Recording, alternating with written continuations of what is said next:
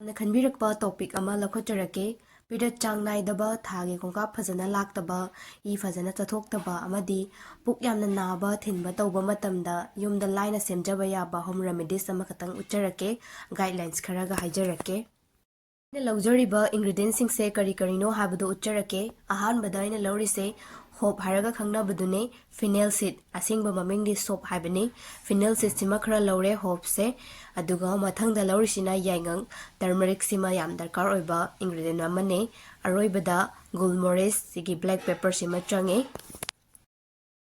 सेमबगी ओइना इसिंग glass अमा लौजरे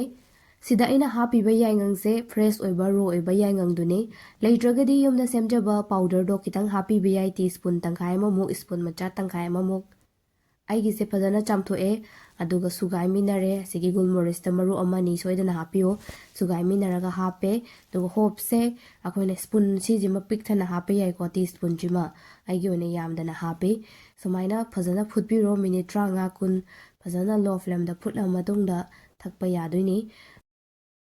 ता यांगंगदा कानबा component ma'am अमा यावे गुलमोरिस तसु यावे अदुबु होप हारिबा सिगी सिदा यामना कानबा एमानोगोक हाइना सबस्टेंस अमा यावे मसी नुपीसिंगी पीरियड फजना चांग नाइबदा यामना फहनबा चांग फजना नाइहले ई फजना चथोकहले दुगु पुकनागुम्बा फहनबदसु यामना मतेंग पांगे अदुना सिसे पुन्ना पुंजलबा मतमदा यामना कानबा पीबा होम रेमेडीज मखल अमने ड्रिंक्स अमने गुलमोरिस हापीसे अनिसिगी कानबसिंगसे एब्जॉर्ब तौनबने अखोइना मयाम सिजनरगसु इसादा एब्जॉर्ब तहौद्रबा न्यूट्रिएंट्स मयामसे फंगौद्रगदी कानबा फंगोय अदुबु अनिसे पुल्लबा मतमदा गुलमोरिस खितंग थादाबिरगदी हेना एब्जॉर्प्शन फंगे ई ममांगदसु यांगंग सिजनबा मतमदा गुलमोरिस हापोना हापखिबनी अदु सी अनिसे सिजनबा मतमदसु खितंग हापियो थकपा मतमदी अखोइना अयुंग अंतादा थकसु याइ चा थकपगी महुत्ता पीरियड तौरिङै मरक्तदी अदुम थकपिरो नोमगी ग्लास मचा अममुक यामना कानबा ड्रिंक्स ने अदुगा मरोइना अंगांग मचादा अदगी प्रेग्नेंट ओइबा मिसिंगदा रिकमेंड तौजदे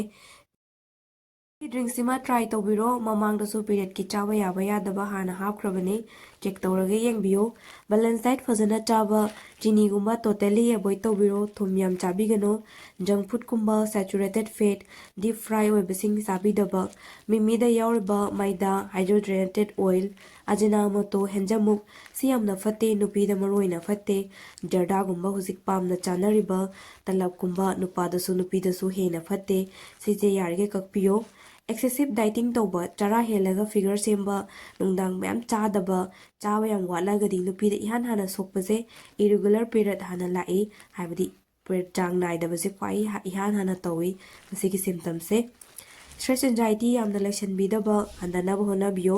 फजना तुम्बियो फजना चाबा चरा हेनबा खुटपा चाबा थकपा याम वाटहनबिगनो बैलेंस सुना हेल्दी ओइबा चागदबने लोइना चाद्रगा हेक्ता फबा नतेबको अदुना नुपीसिंगदी हितंग तौबदा हेना प्रॉब्लम लेगले